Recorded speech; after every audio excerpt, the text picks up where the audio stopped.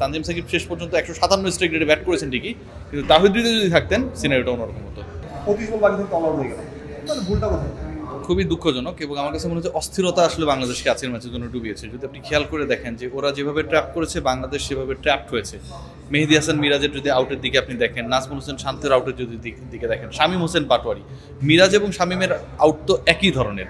Outside লেগে হচ্ছে আপনার একটু বাউন্স মেরেছে, ফিল্ডার সেট করা আছে, প্রলুব্ধ করেছে যে আপনি হিট করবেন, তারা হিট করেছে, আউট হয়ে গেছে। নাজমুল হোসেন শান্ত আজকেও কিন্তু অসাধারণ একটা পার্টনারশিপ আমরা দেখছিলাম ওই জায়গাটাতে পারভেজ হোসেন ইমনের সাথে। আপনি খেয়াল করে দেখবেন যে সেকেন্ড উইকেট পার্টনারশিপটা ভাঙার পর থেকেই কিন্তু বাংলাদেশ আসলে ভেঙে গেল। সবচেয়ে আমার কাছে যেটা মনে হয়েছে যে ২৫ বল আগে বাংলাদেশ অল আউট হয়ে গেল 248, এই ২৫ বলে বাংলাদেশ যদি ২৫ রানও করতো স্কোরটা হতো 273। এটার জন্য আমার কাছে সবচেয়ে বেশি রেসপন্সিবল মনে হয় যে বোঝাপড়াহীনতা। তানজিম সাকিব এবং তাহিদ হৃদয়ের মধ্যে যে জিনিসটা হলো, এটা বাংলাদেশকে আসলে ওই ২০৪ থেকে ২১৪-র মধ্যে বাংলাদেশ যে মাঝখানে ১৪ রানের মধ্যে ৪টা উইকেট হারালো, এই জায়গাটা কলাপস করতে একটা বড় ভূমিকা পালন করেছে। তানজিম সাকিব শেষ পর্যন্ত ১৫৭ স্ট্রাইক রেটে ব্যাট করেছেন ঠিকই, কিন্তু তাহিদ হৃদয় যদি থাকতেন সিনারিওটা অন্যরকম হতো।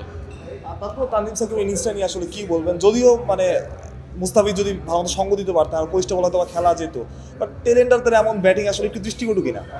না, আমার কাছে যেটা সবচেয়ে দুঃখজনক মনে হয়েছে যে এখানে মিসআন্ডারস্ট্যান্ডিং প্রচুর।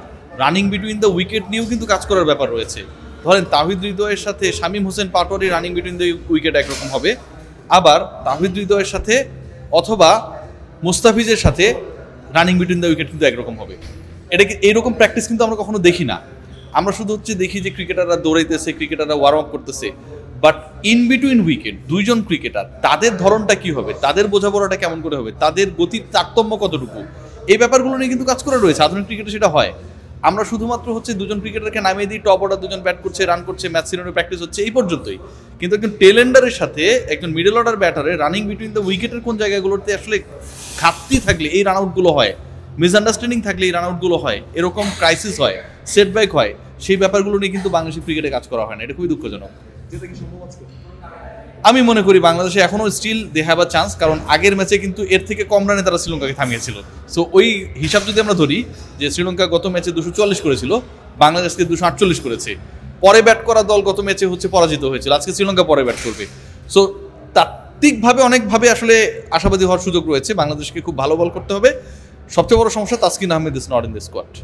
একদম লাস্ট প্রশ্ন, রিয়াজ ভাই, আজকে ইমনের ইনিংসটা দেখেছেন আসলে সেকেন্ড ওডিয়ে খেলছে ভুল না করে থেকে আসলে, তারপরে এমন কনফিডেন্ট ব্যাটিং কেমন দেখবেন? প্রথমত আরও অনেক আগেই ইমনকে খেলানো উচিত ছিল এবং অসাধারণ খেলেছে, ফিয়ারলেস ইনিংস খেলেছে।